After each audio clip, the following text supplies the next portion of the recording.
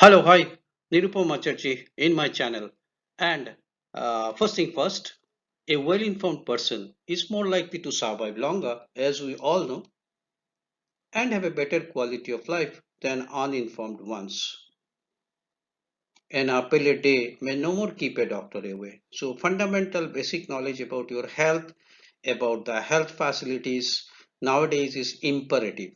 And the whole purpose of my channel is to provide those basic information to the human beings for remaining aware about their health status, health condition, and their well being. Okay, coming to today's topic, stroke.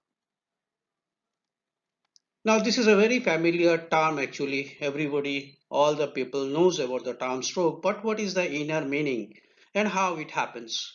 Many people think in fact stroke happens in the heart. Factually, it happens in the brain.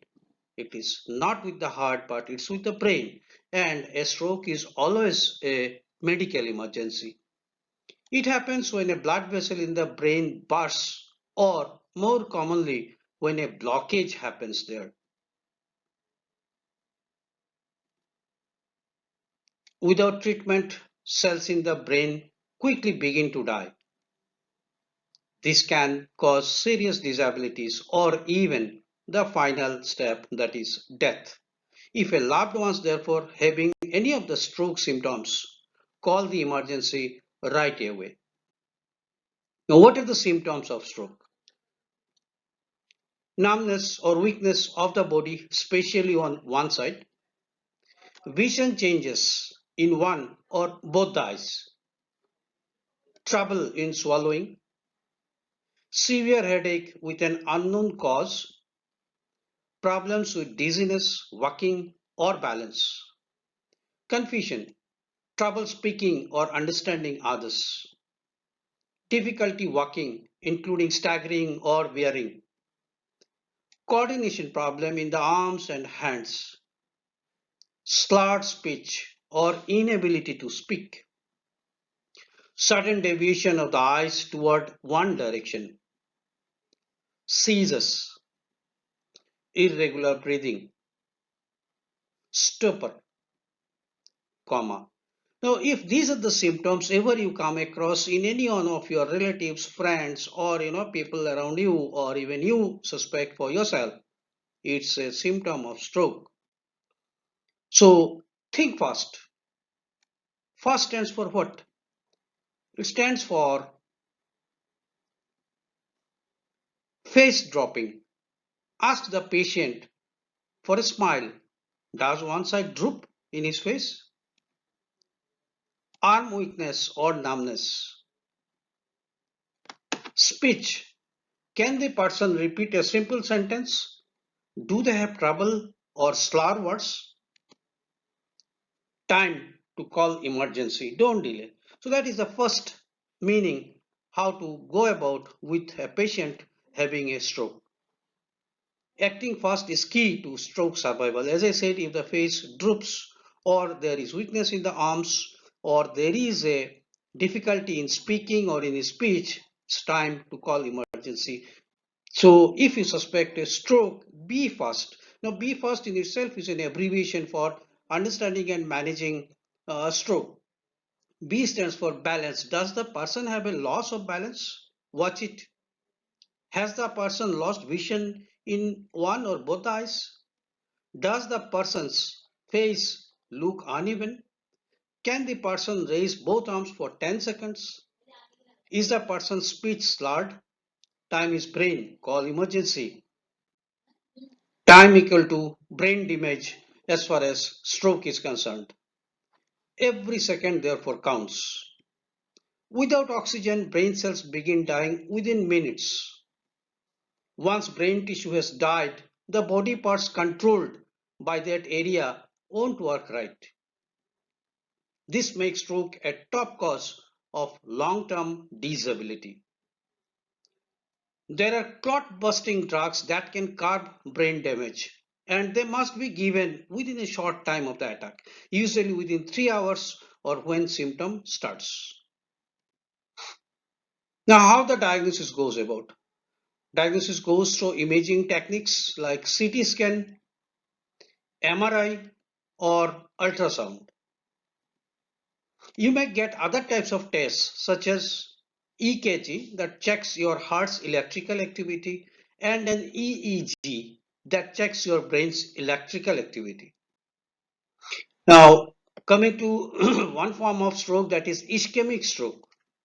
Now, this is the most common type of stroke. Nearly 9 out of 10 fall in this category.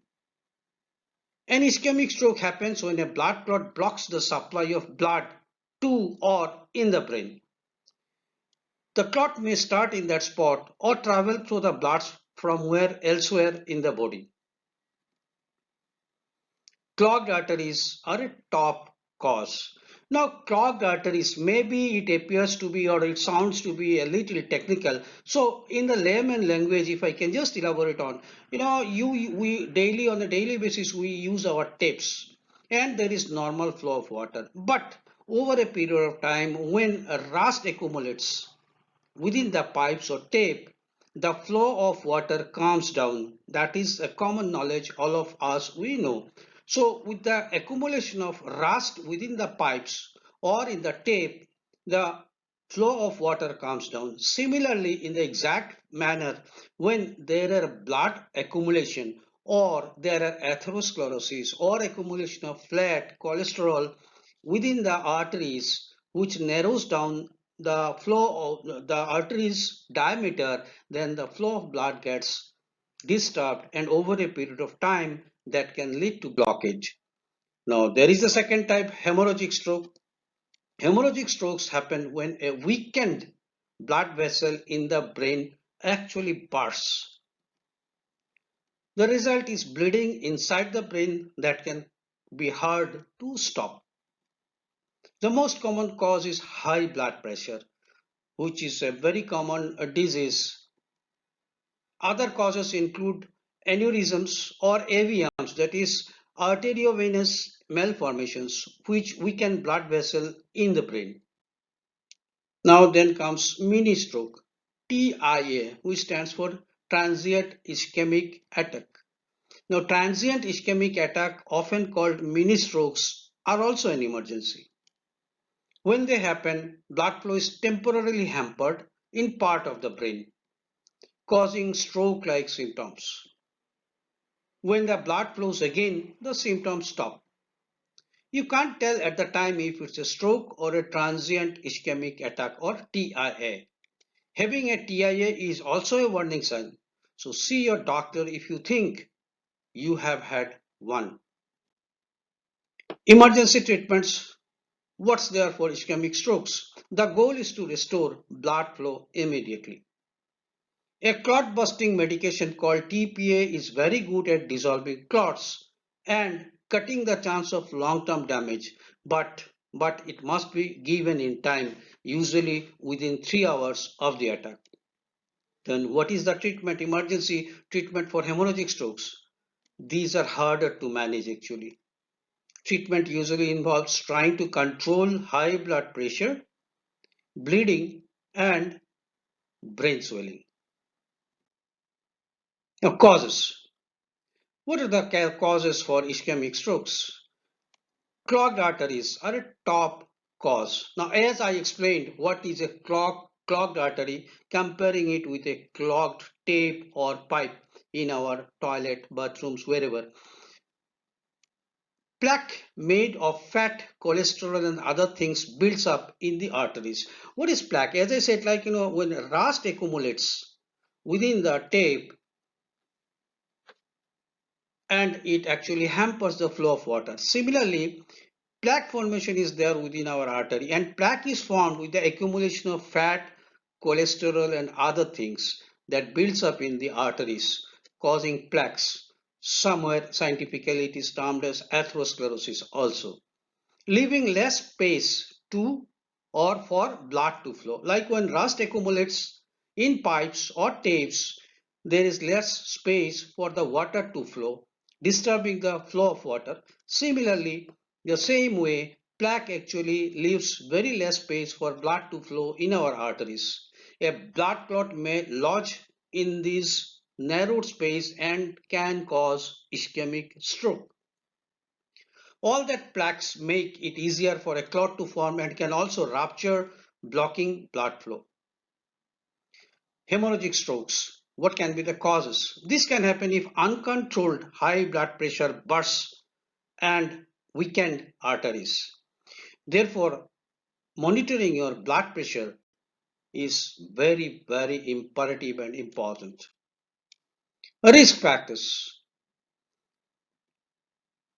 Your chance of having a stroke rises with age. As you age, the chances of having a stroke also rises. And if you have had a stroke or transient ischemic attack, TIA, before, which I have explained in my earlier slides, heart disease, high blood pressure, high cholesterol, which can lead to plaque formation, diabetes, obesity, sickle cell disease, smoking, heavy drinking, and not being active also raise your risk to have a stroke. Now, your food is also important. What's on your plate? Eating too much of fat and cholesterol can cause plaque to narrow arteries. Too much salt may lead to high blood pressure. Eating plenty of fruits, vegetables, whole grains, and fish may help lower your stroke risk. Lowering your risk. Find out if you have any condition that you need to treat to help prevent a stroke. That may mean taking medicine and also boosting healthy habits, from the foods you eat to being active and not smoking. It's never too late to start. Hope the clarity regarding stroke has came to all of you. Now these are very basic and fundamental knowledge. Otherwise, stroke is a very complicated disease to be treated and is best understood by your doctors and physicians how to manage it. But what I try to do is impart the basic fundamental knowledge to understand what are the symptoms and to help people who may have an attack of stroke in front of you. Basic knowledge is always good for to understand and to help a patient and to help yourself. Before I sign off, as usual, the laughter dose for today.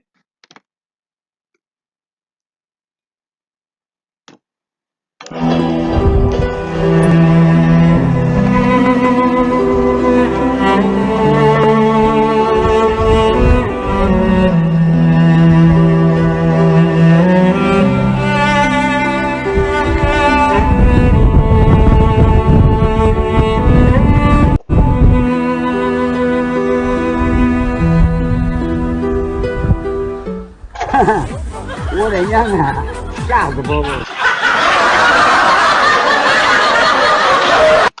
By the way, have you subscribed to my channel?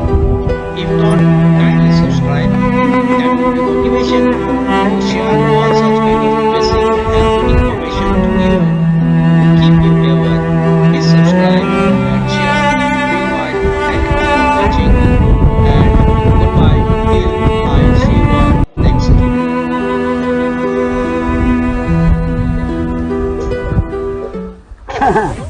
我的娘啊，吓死宝宝！